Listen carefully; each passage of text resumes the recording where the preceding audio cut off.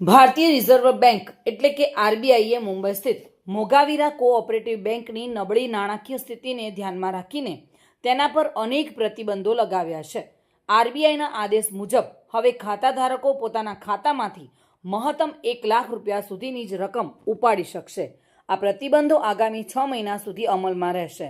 આરબીઆઈએ બેંકને નવી લોન આપવા, હાલની લોનનું રિન્યુઅલ કરવા તેમજ નવી ડિપોઝિટ સ્વીકારવા પણ રોક લગાવી છે. આરબીઆઈના જણાવ્યા અનુસાર બેંકના સંચાલનને અગાઉ અનેક વખત ચેતવણી આપવામાં આવી હતી, પરંતુ સ્થિતિમાં સુધારો ન આવતા આ કાર્યવાહી કરવામાં આવી છે. જો કે ગ્રાહકો માટે રાહતની વાત એ છે કે જો બેંક બંધ થવાની સ્થિતિ સર્જાય તો ડીઆઈસીજીસીની જોગવાઈ મુજબ જમા રકમ પર 5 લાખ રૂપિયા સુધીનું વીમા સુરક્ષા કવચ ઉપલબ્ધ રહેશે. આરબીઆઈની આ કાર્યવાહી બાદ ગ્રાહકોમાં ચિંતા જોવા મળી રહી છે, પરંતુ નિષ્ણાતોનું માનવું છે કે ડિપોઝિટ ઇન્સ્યોરન્સને કારણે ગભરાવાની જરૂર નથી. હવે સૌની નજર બેંકની આગામી નાણાકીય સ્થિતિ અને આરબીઆઈના આગામી નિર્ણય પર છે.